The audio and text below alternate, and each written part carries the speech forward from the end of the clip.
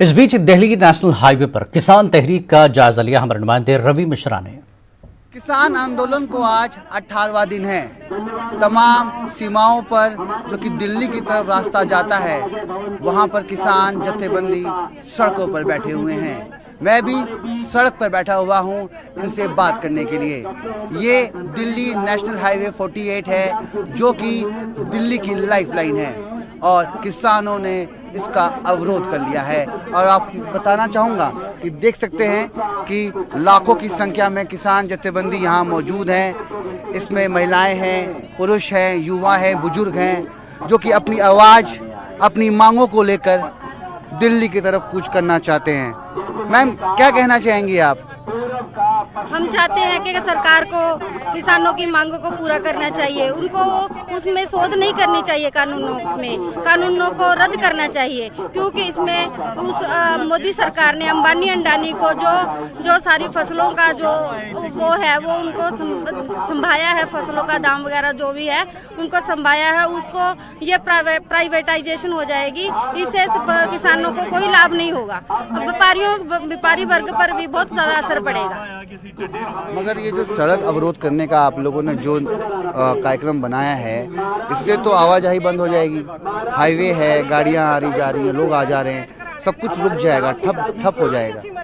फिर इससे उसके बिना हम क्या करें? सरकार भी नहीं मांगे मानती। कितने दिन हो गए किसानों को धरने पर बैठे हुए, पर सरकार कुछ नहीं। सिंघू बॉर्डर पर देख लो आप, कितने लोग बैठे हैं, फिर भी नहीं सरकार पर कोई असर हो रहा। फिर इसीलिए सबने फैसला किया है कि हम अपना जयपुर हाईवे है उसको भी जाम करके भी सरकार के नाक में दम कर दिए। बिल्कुल, आप देख सकते हैं कि कितनी महिलाएं हैं जो कि इस आंदोलन में कदम से कदम मिलाकर अपनी भूमिका अदा कर रहे हैं। तमाम जाति वर्ग व्यक्ति विशेष के लोग इस भीड़ में आपको मिलेंगे जो अपनी आवाज़ बुलंद करने के लिए दिल्ली की तरफ कूच कर चुके हैं।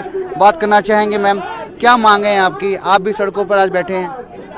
साडी कोई मंग नहीं, हाँ या ना, नो या जैस, इतने कानून मोदी सरकार जैस करे या नो करे, ਇੱਥੇ ਅਸੀਂ ਮਰ ਜਾਵਾਂਗੇ, ਮਰ ਮਿਟ ਜਾਵਾਂਗੇ, पर ਅਸੀਂ ਕਾਨੂੰਨ ਕਦਾਈ ਤਾਂ लागू नहीं होने देना।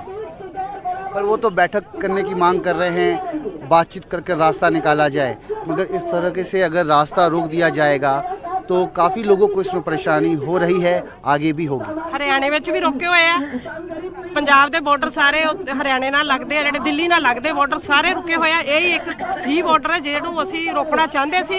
ਅੱਜ ਸਾਡੀ 100 ਬੱਸ ਪੰਜਾਬ ਤੋਂ ਹੋਰ ਆ ਰਹੀ, ਅਸੀਂ ਇਹਨੂੰ ਰੋਕ ਕੇ ਰੱਖਾਂਗੇ, ਨੱਕ ਵਿੱਚ ਦਮ ਕਰਕੇ ਰੱਖਾਂਗੇ ਸਰਕਾਰ ਦੇ। ਜਿੰਨਾ ਚਿਰ ਸਰਕਾਰ ਇਹ ਕਾਰਪੋਰੇਟ ਘਰਾਣਿਆਂ ਦੇ ਹੱਕ ਵਿੱਚ ਜਿਹੜੇ ਫੈਸਲੇ ਲੈ ਰਹੀ ਹੈ ਨਾ, ਇਹਨਾਂ ਨੂੰ ਕੈਂਸਲ ਨਹੀਂ ਕਰਦੀ, ਅਸੀਂ ਇੱਥੋਂ ਨਹੀਂ ਜਾਵਾਂਗੇ। ਅਸੀਂ ਵੈਸੇ ਵੀ ਮਰ ਜਾਵਾਂਗੇ ਜੇ ਸਾਡੇ ਉੱਥੇ खेत उजड़ जाते हैं, वैसे भी मरे हैं तो इत्थे मर जाएंगे ना, सुनहरी अखरां च तो किते लिखे जावांगे। बिल्कुल, हौसले बुलंद हैं और जिस तरीके से ये लोग अपनी भूमिका निभा रहे हैं इस आंदोलन में, ये भी काबिले तारीफ है। और महिलाओं से बात करना चाहेंगे, क्या कहना चाहेंगे आप लोग? आप लोग भी इसमें अपना रोल अदा कर रहे हैं, सड़कों पर बैठे हैं। हाँ जी, हम भी अपना रोल अदा कर रहे हैं किसान वीरों के साथ। ठीक है, वो हमारे माँ बाप हैं, हम उनके साथ कंधे से कंधा मिलाकर चले हैं।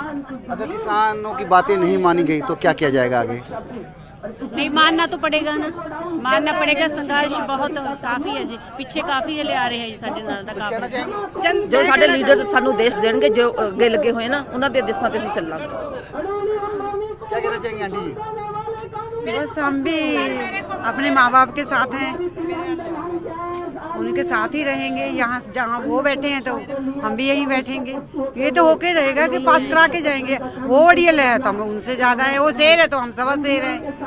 हाँ, उधर वो शेर है तो हम सवा शेर है। साफ तौर पर महिला सशक्तिकरण की एक पहचान आप एक झलक देख सकते हैं। सारी महिलाएं एकजुट होकर किसानों के साथ इस मुहिम में अपनी आवाज़ उठा रही हैं। देखना होगा कि क्या केंद्र सरकार किसानों की जो मांग है उनको मानती है या फिर ये आंदोलन यूं ही बदस्तूर जारी रहेगा। कैमरा पर्सन मोहम्मद के साथ मैं रवि मिश्रा, न्यूज़ 18